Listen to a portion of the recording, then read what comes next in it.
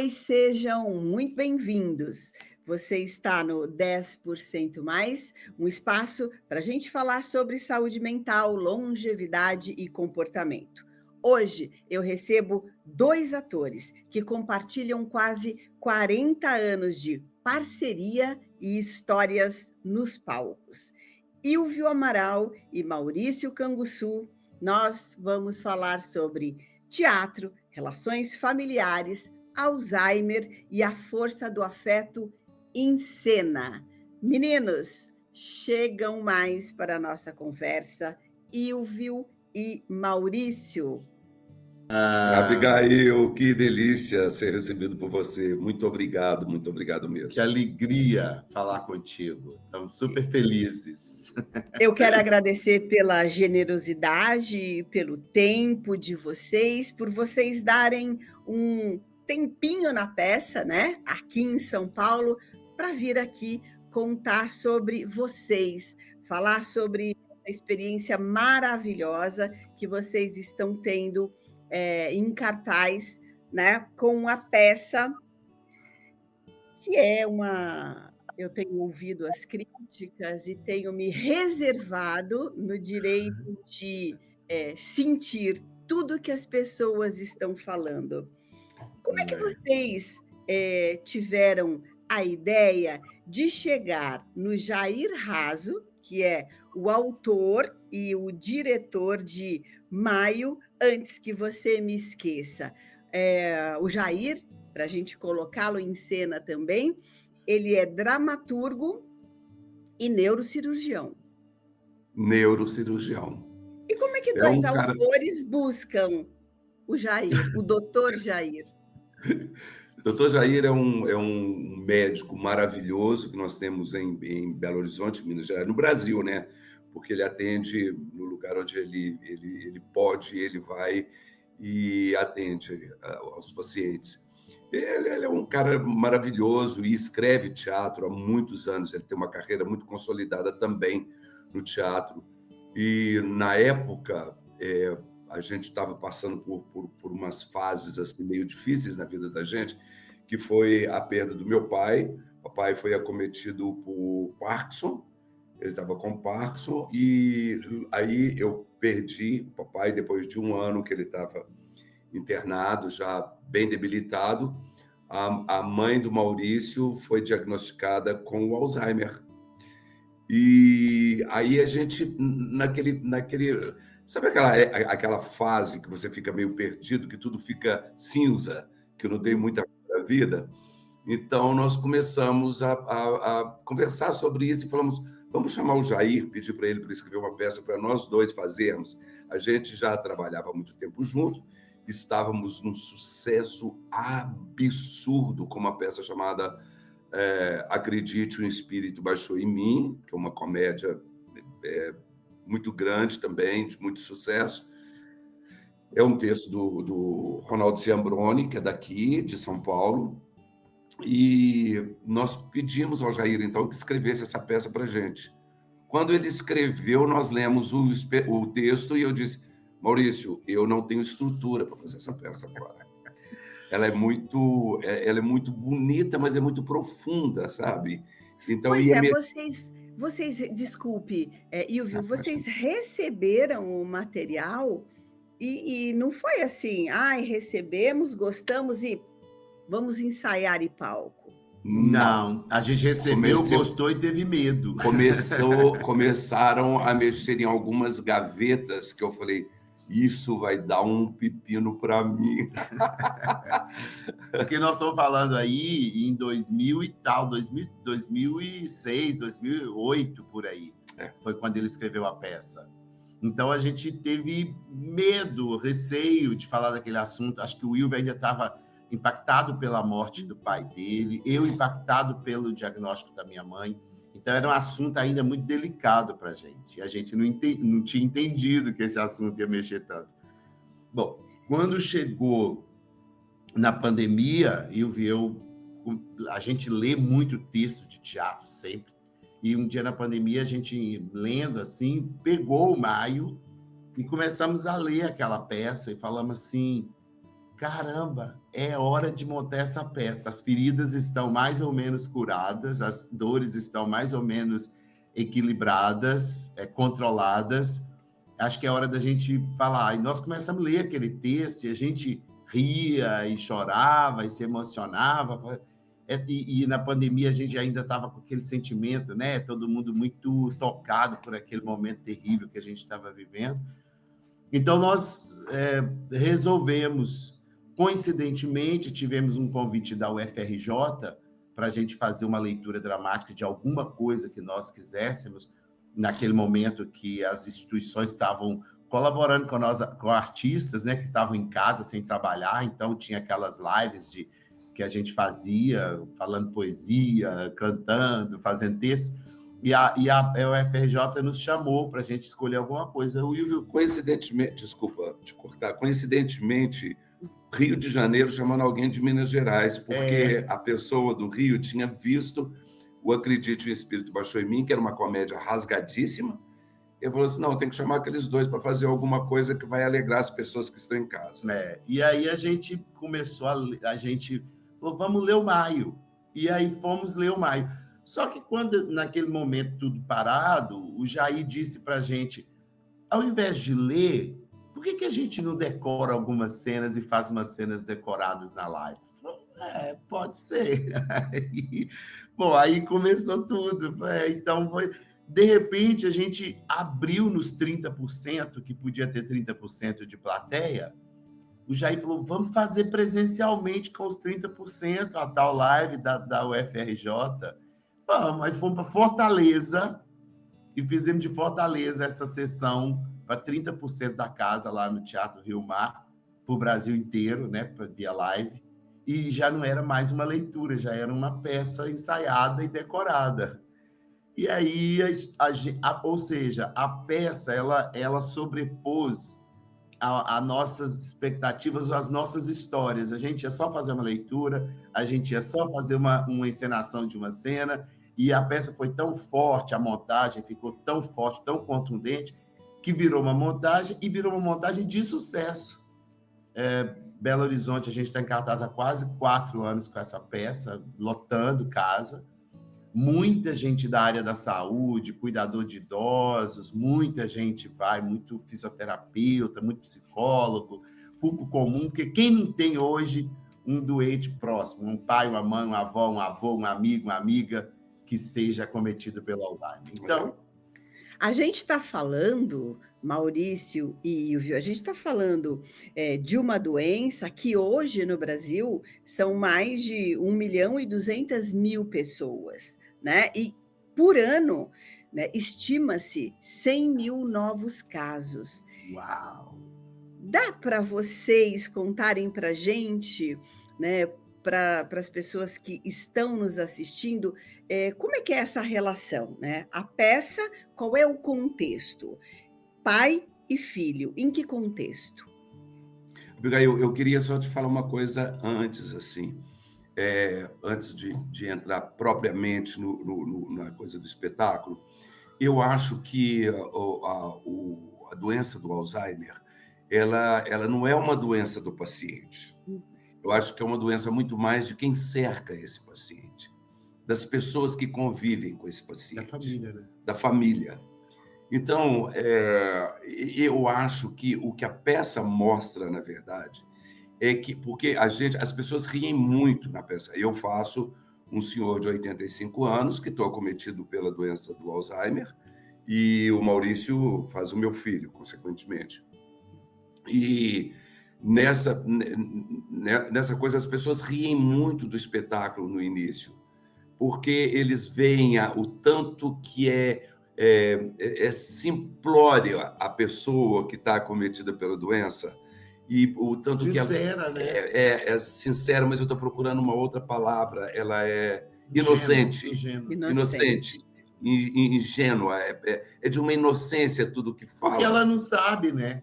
A pessoa não sabe. Então, ela está discutindo uma coisa que não existe, mas existe para ela. Então, essa inocência, as pessoas riem muito dessa inocência, desse personagem que eu faço. A convicção do que ele tem das coisas que já não existem mais, né? Isso é muito forte. Assim. Muito forte. Assim, ele pede para ir embora para casa, e ele está na casa que ele está, porque é ali, né? E então tem uma série de coisas assim muito sem desrespeito nenhum aos a doença, acometidos. Existe uma leveza. E eu acho que o que a peça ensina muito, principalmente mais no final da peça, é o perdão por essas pessoas que estão acometidas, a leveza que você tem que levar para conviver com essa pessoa. Quando minha mãe também foi acometida pelo Alzheimer, e nós optamos, ao invés de fazer um drama daquilo tudo, nós lá em casa, eu e meus irmãos, optamos por fazer uma coisa que fosse mais leve para ela, aceitar aquilo e não brigar, não discutir, não ficar contra aquelas opiniões e aquelas coisas que eles pedem, né? Que eles almejam durante o dia. A peça, o contexto da peça é o seguinte: minha irmã, na peça, minha irmã cuida do meu pai a vida inteira, ela é a cuidadora, que, aliás, é uma característica, viu? Nesses anos trabalhando com a peça, a gente viu isso. As mulheres, as filhas, sempre têm meio que essa característica de ser a cuidadora dos pais. Então, a gente trata de uma forma diferente, porque, no caso, é o filho, nesse como momento. Se fosse uma obrigação da mulher, isso, né? Isso é coisa de mulher. De alguma coisa, de alguma forma, estamos falando aí de um preconceito. Bom, e aí ela está muito cansada, porque ela que cuida do pai a vida inteira, ela está muito cansada, ela vai tirar um fim de semana para descansar e deixa o pai na casa do filho, que sou eu. E a peça começa exatamente nesse momento, quando o pai chega na casa do filho. Só que a relação dos dois é uma relação muito ruim, porque o filho tem muita mágoa do pai, o pai tem muitas questões com o filho, e evidentemente que nesse final de semana onde os dois estão juntos, é óbvio que esse assunto, essa mágoa, essa conversa virá à tona, esse acerto de contas acontece nesse final de semana. E aí tem uma grande virada na peça, isso que eu falo no início, essa ingenuidade, essa sinceridade, essa falta de saber exatamente o que está acontecendo com ele, né? O pai dá lugar a muita risada, é muito divertido, muito engraçado.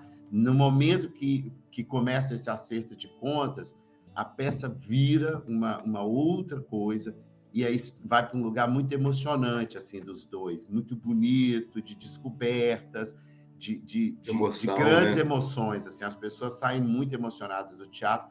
Você pegar o Instagram aí da Cangarau e do espetáculo, tem vários depoimentos de pessoas assim, chorei muito, saí muito emocionado, mas não é um choro triste, é um choro emocionante, sabe? Assim, é um choro, eu não acho que é um choro que joga as pessoas para baixo, é um choro que joga as pessoas assim, vou me tocar mais, vou prestar mais atenção nas pessoas. Uma conscientização maior, exatamente, né? Que eu percebo nos comentários e em alguns trechos que eu vi da peça. E vocês acreditam que o fato, né, de vocês terem tido esse contato pessoal com a doença traz, né? Vocês foram afetados de uma maneira mais delicada para essa peça? Claro, não tenho dúvida nenhuma. A minha relação são muitas lembranças, né, que a gente traz. A minha relação com a minha mãe, por exemplo, era uma relação linda, maravilhosa. Quando a minha mãe, quando a gente foi diagnosticada com Alzheimer, que foi o doutor Jair que diagnosticou, que deu o diagnóstico da minha mãe, quando ela recebeu o diagnóstico, eu fui morar com ela. Eu falei, eu quero morar com a minha mãe, eu quero passar esses últimos anos dela, que ela vai lembrar de mim, com ela, próximo dela, porque eu morava separado, né? E aí eu me mudei para a casa dela e foi lindo, porque eu me lembro que minha mãe, ela acordava cedo e ficava na frente da televisão e eu passei a acordar cedo com ela e eu deitava no colo dela, assim, ela ia assistir Ana Maria Braga, né, que ela adorava, mas você... E eu deitava no colo dela e assistia com ela Ana Maria Braga quase todas as manhãs. E isso é uma sensação muito linda que eu tenho com a minha mãe, sabe? Um momento muito bonito. E ela alisando minha cabeça, né? Já que eu não tenho cabelo. E a gente assistindo televisão juntos. E aí o olhar da gente muda, né? Ou vai apurando, ou vai... A mesma coisa tem histórias do Ilvio com a mãe dele, né? Engraçadas também. Minha mãe era engraçada, né? Minha mãe tinha coisa... Quando ela estava muito esquecida, ela falava assim, e hoje eu menino, tô precisando de um adesivo. De um adesivo, porque o remédio dela era aquele adesivo que pregava no braço, né? Aquele remédio que não precisa tomar mais. E eu falava, mãe, hoje ela está precisando de um adesivinho, viu? Porque hoje a senhora está daquele jeito. Ela, hoje eu estou mesmo. Então, assim, é isso. A gente optou, tanto a família do Ilvio quanto a minha, a gente optou em não pesar. A gente optou em divertir, ou não divertir, mas não deixar que trazer a leveza. Exatamente. Não deixar que aquilo fosse um peso. É engraçado, minha mãe tinha uma coisa com Barack Obama, o Abigail, que era impressionante. Na época de eleição, a gente falava assim, mãe, você foi votar em quem? Ela falava assim, Barack Obama. Mãe, qual que é o homem mais bonito que existe no mundo? Barack Obama. Mãe, qual o filho que a senhora mais gosta? Barack Obama. Aí, sabe, ela ficava nessa coisa de Barack Obama, eu não sei onde. Cismou com Barack Obama. Era uma loucura. E às vezes a gente ia para a casa dela para fazer uma visita. Às vezes não, todas as noites. A hora que eu chegava, por exemplo, ela batia na minha perna e falava assim, então vamos. Eu falei, vamos, para onde? Para minha casa. Eu falava, mãe, a senhora está na casa da senhora? Ela falava assim, não, eu quero ir para a Rua Yanduti 433, que era o endereço dela. Aí eu falava assim, então, muito bem, vamos. A gente dava uma volta na garagem, voltava, ela falava, ai, que delícia voltar para casa, gente. Muito... Você estava no mesmo sofá e falava isso. Então, assim, eu fico me perguntando que lugar da memória que a pessoa acessa, que ela volta para o mesmo lugar, mas ela acha que ela está em outro lugar, sabe? Essa é uma pergunta que é muito forte para mim, assim. Porque essa história que a mãe do Ilvio vivia, eu vivi com a minha avó quando eu tinha 7 anos de idade, 8 anos de idade, lá na minha cidade, no Vale de Jequitinhonha, só que naquela época não era Alzheimer que falava, né? Falava caduquice. Eu me lembro que a minha avó morreu tem 47 anos, 48. E eu me lembro que ela foi morar conosco, né, com a minha mãe e tal, e ela falava, Maria, eu quero ir embora, porque ela realmente tinha saído da casa dela e foi morar conosco. E mãe fazia a mesma coisa que a família do Ilvio, só que a gente dava uma volta em torno de uma Kombi que tinha em frente à minha casa de um vizinho nosso, e a gente batia na janela que tinha do vizinho e falava, tá vendo? Dinha, minha mãe chamava ela de Dinha. A casa da senhora está fechada, vamos voltar. E aí ela voltava na Kombi, parava em casa e disse, adorei chegar em casa. Ô ladeira, tinha uma ladeira perto da casa dela. Ô ladeira pesada. Só que a gente não subia a ladeira, a gente só circulava a Kombi. Mas a memória dela de circular lá, de descer a ladeira para ir na minha casa quando ela ainda entendia, e de subir, ela trazia ao circular a Kombi. Então, assim, eu fico me perguntando que lugar é esse, né, da memória. Olha só, eu queria perguntar para vocês, porque essa leveza, esse humor, e por que não dizer, né, o drama da doença são apresentados no palco. E quando vocês percebem a reação do público, é como se eles dissessem, né, do choro, no aplauso, no riso, a gente conseguiu transmitir o que vocês estão contando aí da vida pessoal, vocês conseguem passar isso para um tanto de gente, como diriam os mineiros? Um tantão de gente. Um tantão de gente? Os mineiros diriam isso. Nós, mineiros. É de uma alegria, Abigail. Eu me sinto tão realizado, eu me sinto pleno. Eu sinto assim, é a sensação de que eu estou certo na minha escolha, na minha profissão, tanto na profissão de ator, como na minha profissão, como na escolha do texto. Eu falo, então, eu estava certo quando, lá na pandemia, eu achei que esse texto estava na hora de montar. Quando eu peguei esse texto e entendi que ele me emocionava. Se ele me emocionava, ele emocionava outras pessoas também. Então, assim, é um prazer, é uma sensação de realização, né? Assim, é indescritível. Eu acho que estar no palco, né? Assim, acho que você já deve ter ouvido isso várias vezes por vários atores. Eu acho que é uma das coisas mais gostosas, mais sublimes, mais emocionantes, que mais me completa. E eu acho que, com relação à sua pergunta, eu acho que é uma sensação de dever cumprido, sabe? Assim, porque a função desse espetáculo é realmente emocionar, né?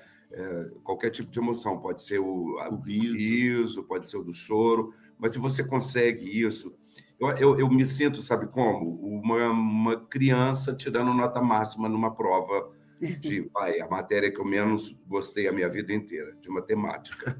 Então, assim, se eu conseguir tirar 10 em matemática, eu estou realizadíssimo. E então, porque é um espetáculo que, para eu fazer esse espetáculo, eu me desgasto muito, não só emocionalmente, como fisicamente também. É bem desgastante para mim, mas eu adoro fazer, faço com alma, faço com prazer. E a gente tem muito depoimento assim de pessoas que viram, na época da pandemia, que a gente não podia encontrar com as pessoas, a gente fazia no final um bate-papo assim, de 10, 15 minutos, que sempre duravam 1 hora, porque as pessoas transformavam a sala do teatro num consultório, porque alguém falava conosco, gente que a gente nem conhece, pessoas que curtem o nosso trabalho, falava assim: eu sou assim que nem você, eu estou vivendo isso, eu me senti muito representado, e chorando. Tem gente que saía dentro do teatro assim: eu fui ali no banheiro porque eu precisava dar uma limpada, porque eu fiquei todo... Gera uma identificação. Exatamente. A gente já teve gente que saiu da plateia porque se sentiu, achou que tinha dado gatilho, né? Acionado gatilho em relação a isso. Tem gente que falou: olha, eu já pensei assim da minha mãe e achei que era só eu, agora vendo a peça eu vi que tem outras pessoas que pensam como eu, então me aliviou. Então a peça tem várias camadas assim de sentimentos, é muito legal isso. E é bonito, né, a gente saber que a gente está conduzindo as pessoas, a plateia, para o riso, para o choro, para a alegria, para a emoção. Eu acho lindo, assim. E a gente está falando também, parecendo que a gente vai inundar o teatro de lágrimas. Não é desse jeito, não, tá? Não.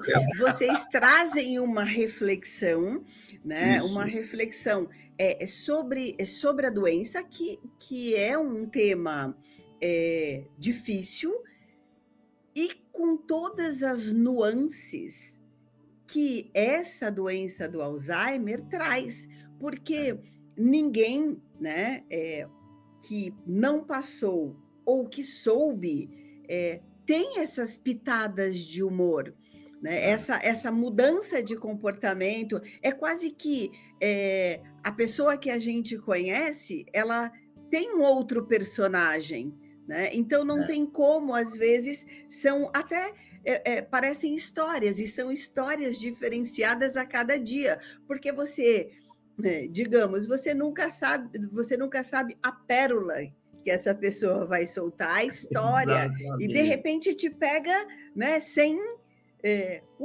por que essa pessoa está falando isso, né? E antes de você pensar, ok, sai um riso, né? Sai por que será? Né? E a gente entende, e o desafio é justamente esse, né? Trazer esse afeto, trazer esse humor com toda a seriedade que a doença do Alzheimer traz. Eu queria perguntar para vocês: existem, né? Ou existe para cada um uma cena que particularmente ela é desafiadora a cada noite de espetáculo? Vocês têm isso? Tem, claro. Claro que é. Eu tenho a cena da virada da peça, essa virada dessa coisa meio cômica, meio divertida, para o momento mais emocionante, é um sonho, é um delírio e tal. essa cena para mim é muito forte, muito desafiadora, porque ela está num limite ali muito, o que a gente fala, né? Está no fio da navalha, eu não posso errar nem para mais nem para menos, porque eu tenho que dar o tempo certo, o tom certo, o volume e tal. E ela faz uma virada da peça, uma virada de chave. Então eu preciso fazer essa virada nessa cena. E aí todo dia é tenso falar, é tenso fazer essa cena para mim, sabe? Mas eu adoro, porque eu não estou nessa vida para fazer nada fácil. Eu gosto de coisa difícil. E você, Ilvio? Eu acho a cena final do espetáculo muito difícil de fazer, porque eu vou ficar sozinho em casa. Não dê spoiler! Sozinho em cena e vou me despindo de tudo, de todo sentimento, de tudo. Então, eu acho isso bem difícil, sabe? Assim, para mim, porque tem uma composição corporal também, tem uma composição física, né? Essa composição física totalmente de um cara com 85 anos, e eu tenho que pensar na minha respiração, no meu corpo, enfim, no todo. Então, isso para mim, quando passa essa cena, eu falo, que bom que já passou essa cena.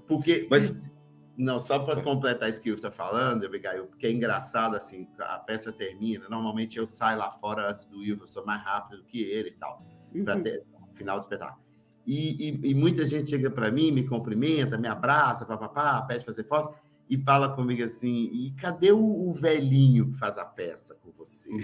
Aí eu falo assim, então, é o Ilvio.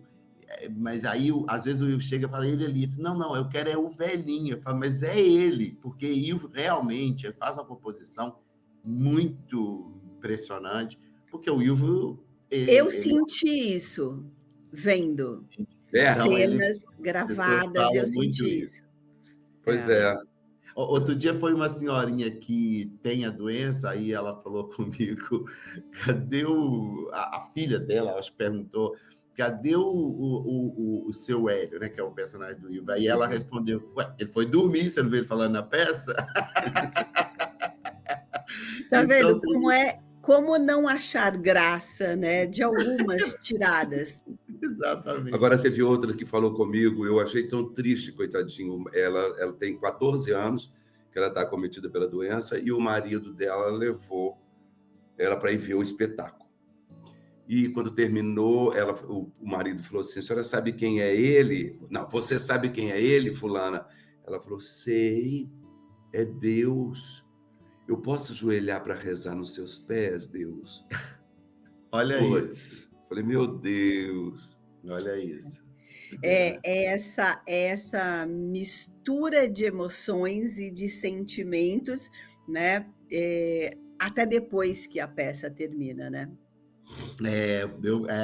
Aí vira a pergunta que eu torno fazer, onde é que está a cabeça dessa pessoa, onde é que está a memória, o pensamento, sabe?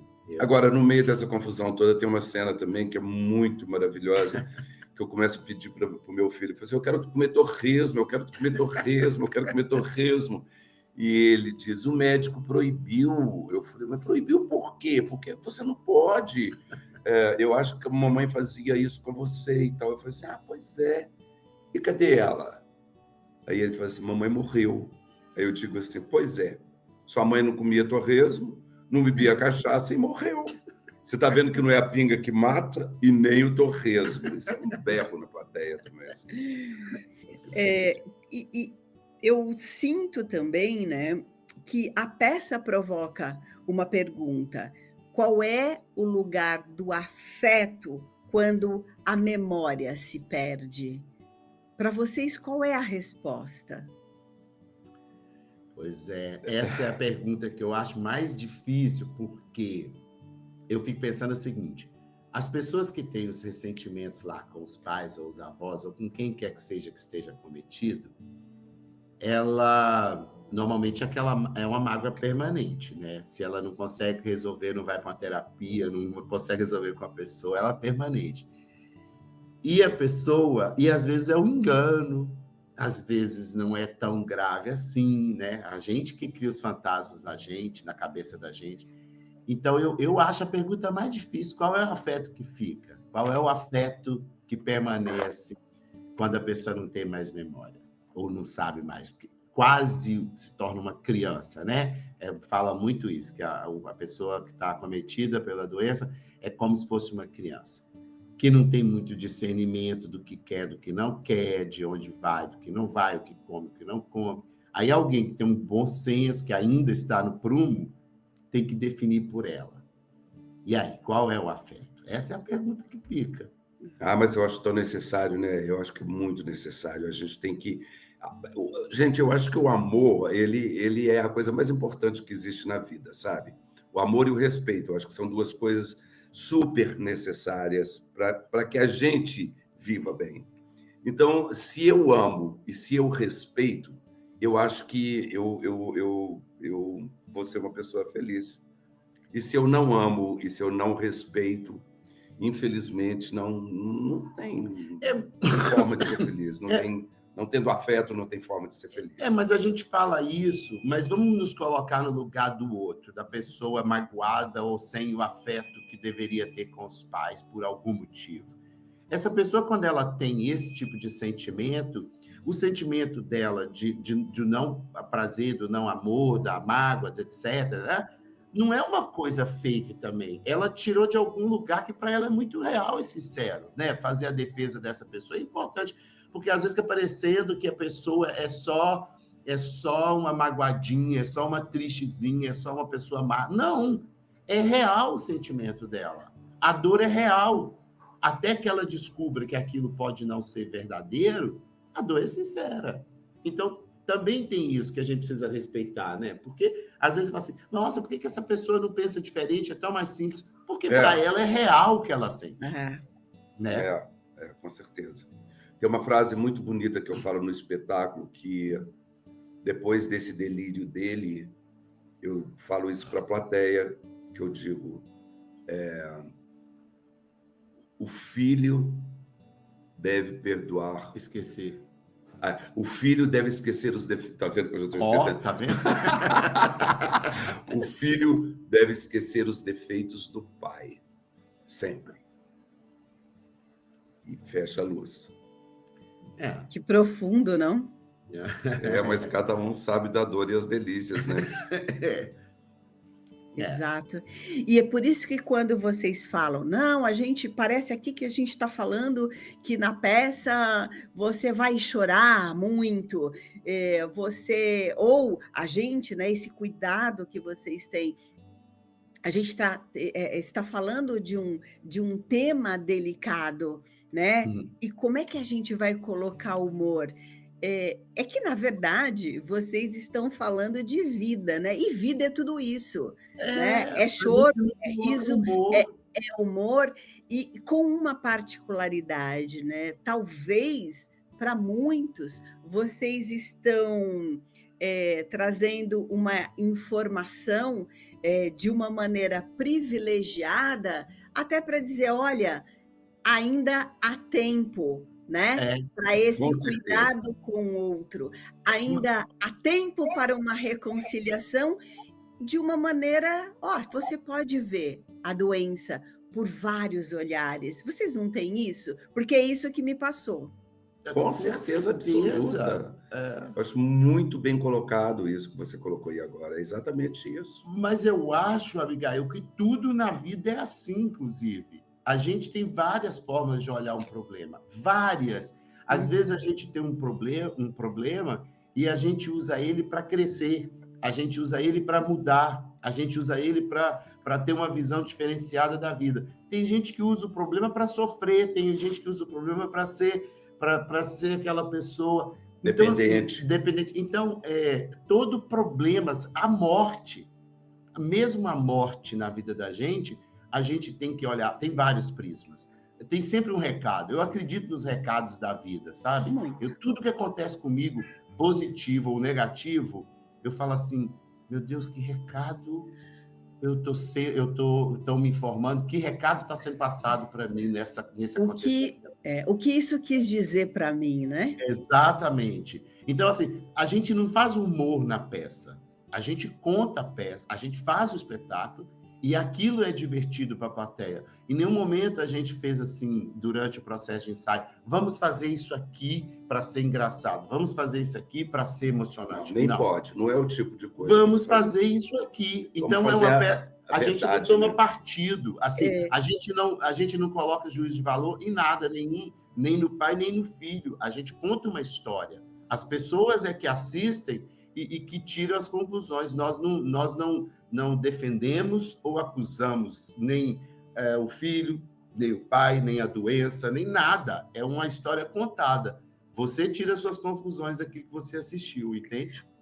Olha, eu fico sempre me perguntando assim, né? Se a vida imita a arte ou a arte imita a vida. Por quê? Vocês falando isso, me vem a lembrança, e daí eu não sei se vocês têm isso muito, né? E se vocês acompanham, como o crescimento nas redes sociais de filhos que estão trazendo a doença ou do pai ou da mãe, eles como cuidadores. E eles exploram todo esse universo, né? Eles exploram o universo do pesar, do ser trabalhoso, mas também esse lado do humor, de como essa pessoa acometida pelo Alzheimer, como ela se comporta, e há um crescimento muito grande desses perfis, e que em nenhum momento fala de um jeito debochado ou de um jeito choroso. Não, mostra a realidade. Né? E a peça traz muito isso. É porque não adianta, eu penso que não adianta pesar o que já é pesado. Exato. Entende? E aí eu não acho que estou falando, e aí eu não estou dizendo do Alzheimer, eu estou dizendo de tudo. Não adianta pesar o que já é pesado. Não adianta qualquer doença que seja, já é pesado. Então a gente precisa entender, e aí isso é uma coisa que eu faço na minha vida, seja em qualquer doença, eu sempre tento tirar o lado leve disso, porque sim, já é pesado por natureza, ter Alzheimer, ter câncer, ter não sei o quê, ter isso, ter aquilo, já é muito pesado, já é muito triste. A gente teve um exemplo muito grande disso, né? A serenidade do Gilberto Gil com a Preta Gil, né? Com tudo que aconteceu com ela, a serenidade daquele homem, gente, daquele pai, né? Atendendo e acompanhando a doença da filha.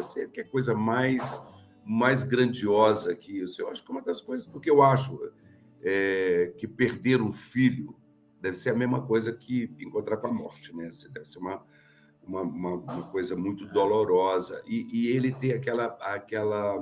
Que fogem da ordem natural, né? Das coisas. Ele tem aquela sensibilidade, aquela grandiosidade de aceitar da forma que ele aceitou. Quer dizer, para a gente, eu nem sei se ele aceitou, não sei nem como é que ele está, não sei, eu não conheço o Gilberto Gil como amigo, né? Eu não tenho essa... Mas eu acho admirável o que ele fez para mostrar para a gente, talvez seja o sentimento real dele também. Mas é isso, porque já é tão pesado, o dia que ele falou lá com ela, que ela falou aquela frase, né, que gerou muita polêmica, minha filha, se tiver... pesado, vá. Eu acho isso de uma generosidade, de uma leveza, de uma grandeza, de um amadurecimento. E eu acho que é isso. Afinal de contas, nós estamos aqui na vida, eu acho que é para isso, né? Pelo menos esse é o meu método, minha meta. E de novo, né, Ilvio e Maurício, diante da doença do Alzheimer, o que eu posso aproveitar ainda desse pouco tempo que me resta? Como é que eu posso fazer, né? A pessoa de um lado e eu chorando do outro, ou vamos viver, né, esse pouco tempo? Eu falei um pouco disso lá no início, né? Quando eu mudei da casa dos meus pais aos 18 anos. E eu fui morar sozinho. Essa coisa, né, de quando a gente fica adulto, quer morar só, quer ter a casa da gente, quer ter o controle da vida, né? Isso é maravilhoso, inclusive. Acho que todo mundo devia passar por isso, aprender isso, que é maravilhoso. Mas quando eu já maduro, então, né, há 20 e poucos anos atrás, 20 anos atrás, que a minha mãe aparece doente, eu fui resgatar talvez coisas que eu não tinha vivido com ela. Talvez eu não tinha tido tempo de deitar no colo dela para assistir televisão junto com ela, né? Talvez eu não tivesse tido tempo de almoçar com ela só pensando no almoço, porque a gente, aos 18, aos 16, aos 17, aos 20, a gente está correndo para fazer uma coisa, para trabalhar, para isso, para aquilo. E aí a gente aos 45, aos 40, diante de uma doença, talvez a gente recua um pouco e vai viver isso de uma forma mais bonita, mais delicada. Eu fiz isso com a minha mãe, graças a Deus. Aproveitar essa oportunidade, né? Exatamente. Aproveitar a oportunidade. Eu quero trazer aqui uma curiosidade que eu li, né, sobre vocês, e aí a gente está falando do Alzheimer, da perda de memória, do esquecimento, e daí eu leio que em algum momento da vida de vocês, em situações diversas, né, vocês foram acometidos da amnésia global transitória, que é um episódio súbito e temporário da perda da memória, que geralmente se resolve em algumas horas, sem deixar sequelas, e vocês foram acompanhados pelo Dr. Jair, né, o autor da peça Maio, Antes que Você Me Esqueça. Eu queria que vocês contassem, né, como é que foi. Eu estava em casa, comecei a conversar com e a assistente de direção, a Andréa Raso, me liga para conversar alguma coisa, eu não sei o que era. E dali para frente, eu comecei a achar tudo estranho. A gente sentou para almoçar. Maurício estava fazendo um trabalho de internet com a Funarte. E era Funarte? Era Funarte? Secult. Era Secult. E eu sentei e falei assim com o Maurício: isso é almoço ou jantar? Ele falou assim: que é isso? Eu falei: não, deixa eu te perguntar, a Andréia ligou para você? Que é assistente. Aí ele disse: não, ela ligou para você. Eu falei: eu? Ela não me ligou. Eu ouvi você conversando com a Andréia. E daí eu já comecei a discutir coisas que eu estava fazendo, né? Eu estava dirigindo um outro espetáculo. E eu falei assim, e o Maurício falou assim: você vai ter ensaio hoje? Eu falei: não, que ensaio? Da peça que você está dirigindo? Eu falei: estou dirigindo peça com quem? Ele falou: Lucas Barbosa e Fernando Veríssimo. Eu falei: quem é Lucas Barbosa? Que é um amigo nosso, assim, muito próximo. E você está dirigindo Lucas Barbosa? Eu falei: eu? Não sei do que se trata. E aí você está dirigindo uma peça que chama Como Vencer a Burocracia Sem Ter um Infarto. Eu falei: que nome horroroso dessa peça. Não sou eu que estou fazendo isso, gente. E foi Maurício, ele e você ouvindo? E você foi ouvindo ele que tudo botou isso? Esse nome na peça, porque a peça tem outro nome. Ele falou: não, vou botar esse nome, que é mais divertido. Eu falei: foi você que colocou esse nome na peça. Eu? Você acha que eu escolhi um nome horroroso desse para pôr na peça? Uau! Aí o Maurício saiu, pegou o celular, ligou para o doutor Jair e falou assim: doutor Jair, está acontecendo isso com o Ilvio.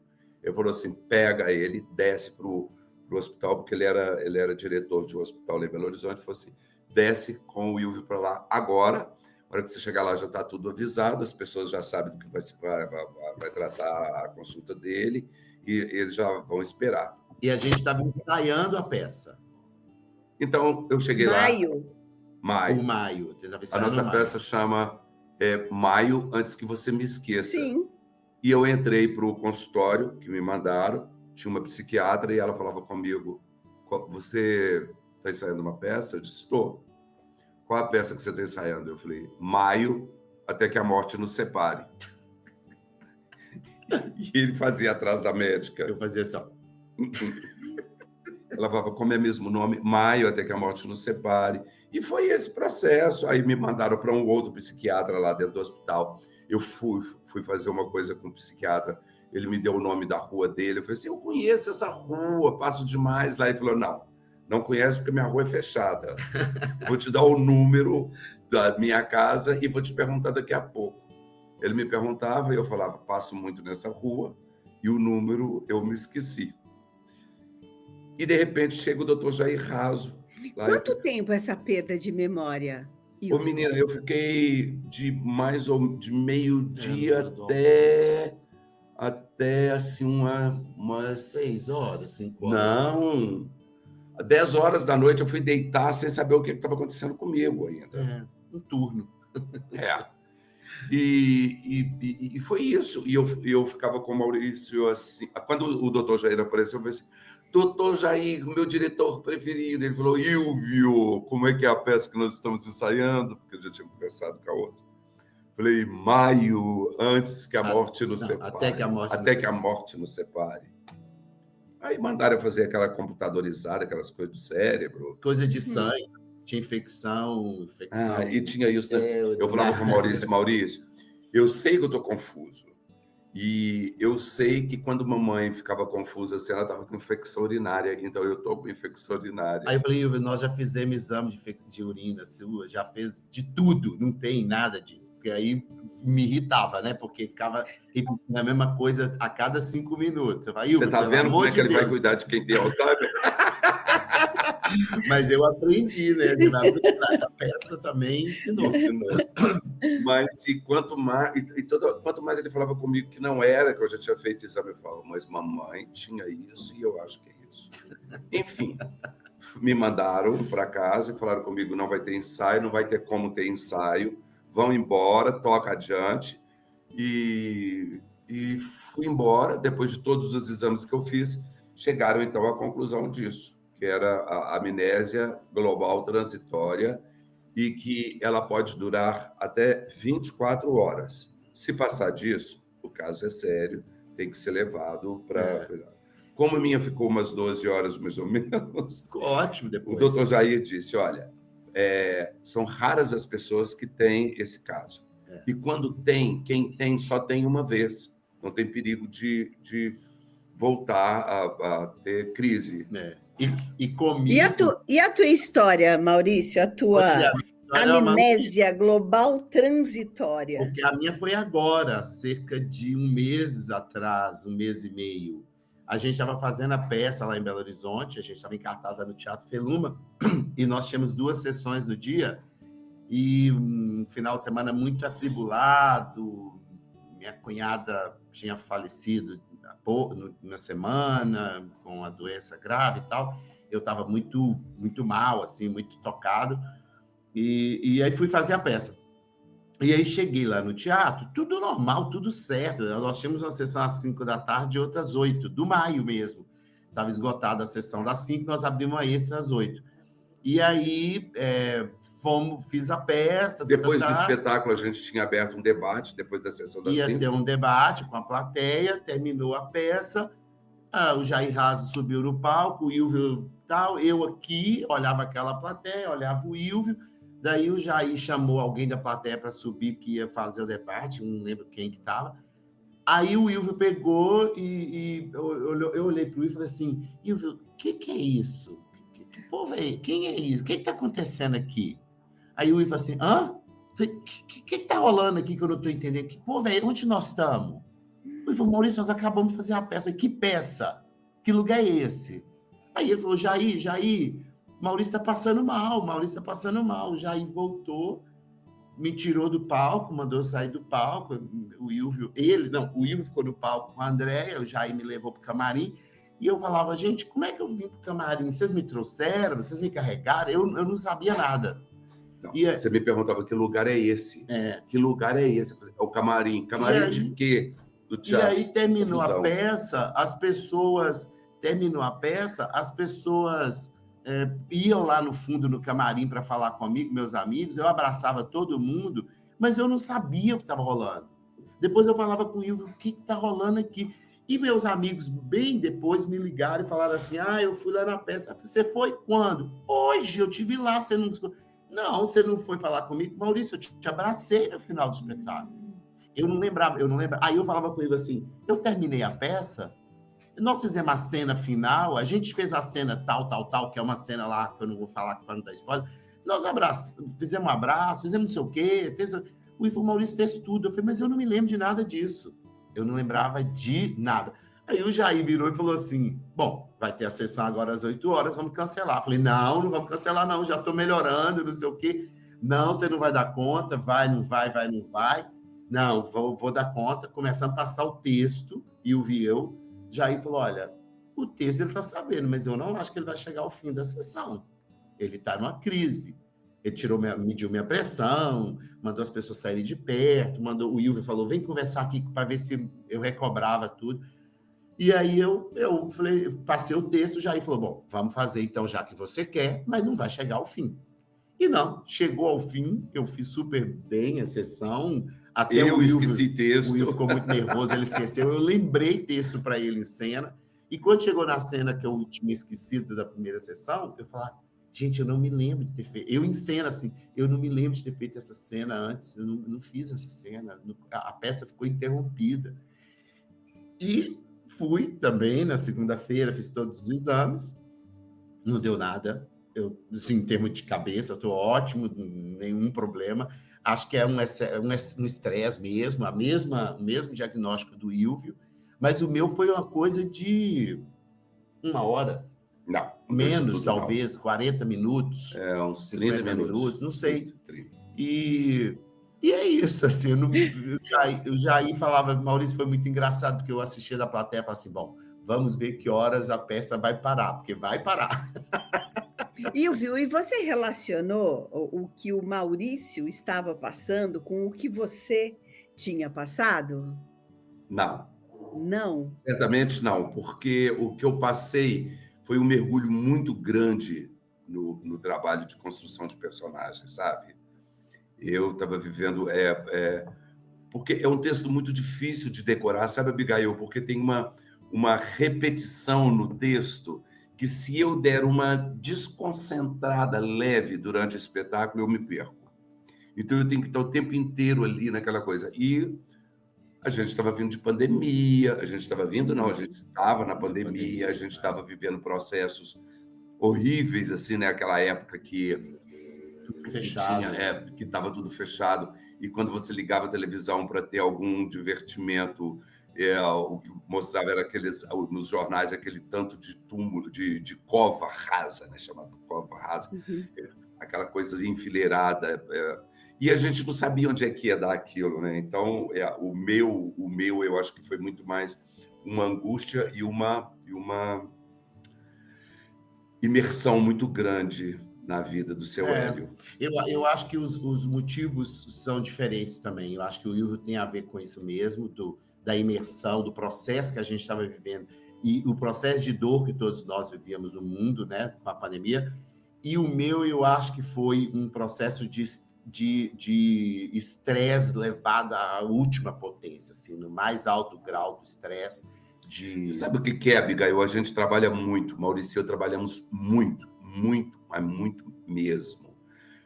Ano passado, a gente fez em outubro, novembro e dezembro um seriado, a gente fazendo a produção, onde nós dois produzíamos, atuávamos e coordenávamos a produção, viajando por 8 cidades do interior de Minas Gerais, gravando cada episódio num desses lugares. Com 68 atores contratados e uma equipe de quase 400 pessoas. Vira isso, Uau. Chega final de ano, a gente foi chamado para fazer a apresentação da virada do ano no Palácio do Governo, em Belo Horizonte. Fizemos, saímos disso, entramos numa campanha de popularização do teatro e da dança que tem em Belo Horizonte durante 2 meses, fazendo espetáculo de segunda a segunda. Terminou isso, nós fomos para uma cidade chamada Catas Altas para produzir o filme com o César Rodrigues, chamado Acredite, o Espírito Baixou em Mim. Que também tinha uma equipe gigantesca fazendo essa produção de tudo isso, atuando no filme, coordenando toda a produção disso. E a gente éramos os protagonistas do filme. Saímos desse filme, fomos para Belo Horizonte para começar a temporada novamente do Maio, antes que você me esqueça. Porque a gente vive e preparando disso, essa vinda para São Paulo. Cada estado que você vai, né, é uma coisa diferente. Fizemos o Rio de Janeiro. Fizemos o Rio. A gente vive da nossa profissão, então a gente tem que trabalhar muito antecipadamente tudo. Essa coisa de vir para cá, quando aconteceu isso comigo, já estava tudo programado. Então a gente estava pensando em hospedagem, divulgação e não sei o quê, enfim, tudo que envolve a produção. Agora, por exemplo, a gente está em cartaz aqui em São Paulo até 14 de setembro. No dia 18 de setembro, a gente estreia em Belo Horizonte, ou seja, 4 dias depois. E a gente fica em cartaz em Belo Horizonte até dezembro, até a primeira semana de dezembro. Aí depois a gente para ali 10 dias, 20 dias de dezembro, volta em janeiro, a gente já está ocupado até o carnaval, a gente já não tem mais agenda. Então, assim, é uma vida pensada 6, 8 meses à frente, para sempre, né? E aí... Não, para sempre não. Para sempre, Eu faço teatro há 35 anos, que eu penso a minha vida sempre 8 meses à frente. Sempre. Uma hora vai ter que parar com isso. Mas olha, eu vou dizer para vocês que a amnésia global transitória, ela foi justificada com tudo isso que vocês falaram. Embora Freud e outros teriam outras justificativas para abordar, né, esse esquecimento de vocês. Eu gostaria que agora que a gente está no final da nossa conversa, diga-se de passagem maravilhosa, eu queria que vocês falassem um pouco do serviço, né? Vocês já disseram que ficam em cartaz aqui em São Paulo até setembro. Isso. Até 14 de setembro é a nossa última sessão aqui em São Paulo, no Teatro Estúdio, que é um teatro que tem no Campos Elíseos, né? Isso, lá Conselheiro Nébias 891, Campos Elíseos, que é um teatro lindo, é um teatro de gente de teatro, né? O Galindo e o Daniel são 2 atores, produtores, que se assemelham um pouco aí o Viel também, que leva os projetos adiante, é um teatro construído assim na garra, na profissão, a gente também tem muito isso, então assim, e é lindo, é aconchegante. O teatro é lindo, é um teatro pequeno, mas é muito bonito o teatro, tem segurança, tem valet, né? Valet, tem estacionamento em frente. Quem quiser comprar os ingressos pode comprar pelo Simpla e já pode comprar o valet junto com o preço do ingresso. Estacionamento, que para o carro ali, o valet pega e já leva. Então, assim, é de um conforto, tudo lá, é absurdo. Então, a gente está lá no Teatro Estúdio, na Conselheiro Nébias 891, Campos Elíseos, de sexta a domingo, sexta e sábado, às 8h30 da noite, e domingo às 6 da tarde, para as pessoas que gostam de sair mais cedo, né, de dia ainda. E a temporada vai até o dia 14 de setembro. E para quem não é de São Paulo e quer acompanhar a programação do espetáculo Maio, antes que você me esqueça, pode acompanhar nas redes sociais. Um desses endereços é o @maio.espetáculo, e aí você vai saber se esse espetáculo, quando ele chega em Belo Horizonte, no Rio de Janeiro, na Bahia, enfim. E, aliás, a gente adora fazer outras cidades. Quem estiver nos vendo pode nos levar, que a gente vai com muito prazer. Evento, a gente faz evento, né, ligado ao tema também. Acho que gera muita discussão boa. Já fizemos alguns. Muita. Eu vou pedir para vocês, antes das nossas despedidas, que vocês deixem, né, Ilvio e Maurício, uma reflexão, uma dica, 10% mais do que a gente falou ou do que vocês têm ainda para dizer. Gente, respeitem, amem, perdoem, faça o que puder para ser feliz. Eu acho que isso é uma das coisas mais gostosas da vida. A minha é que viver é muito simples. A gente que complica demais a vida. Eu acho que é bem mais simples, E toda vez que tiver um problema, seja ele qual for, eu falo isso de verdade porque eu uso isso na minha vida. Tem um problema, olha para o outro lado, olha por outro prisma. Tente ver através. Porque eu acho que tudo tem recado. Tudo. Até no sucesso, no fracasso, na alegria, na tristeza. Todos esses acontecimentos da vida da gente têm um recado. E quero te agradecer, Abigail. Você é maravilhosa, além de bonita, você é maravilhosa, uma entrevistadora incrível. Muito obrigado mesmo pelo espaço que você nos deu aqui. Eu que agradeço, Ilvio e Maurício, pela generosidade, pelo tempo de vocês, de vir conversar aqui com a gente sobre um tema que me toca muito, né? Que me é motivo de estudo e que interessa a tantas pessoas. E tenha certeza que isso é um ensinamento, né? São avisos e é uma realidade que alguns tentam esconder. E vocês, de uma forma muito gostosa, com leveza, com muito respeito, traz para a gente. Eu quero que as pessoas que estejam nos assistindo indique esse vídeo, compartilhe, deixe sua mensagem e, principalmente, né, vá até o teatro para assistir essa peça, para rir, para chorar, para se emocionar e para saber um pouco quem é esse cuidador e quem é essa pessoa que representa, né, o doente com a doença de Alzheimer. Meninos, muito obrigada de coração. Obrigado. Muito obrigada. Estamos esperando lá amanhã. Beijos, você. Beijo. Beijos e até mais. Até. Beijo, muito obrigado. Tchau, tchau.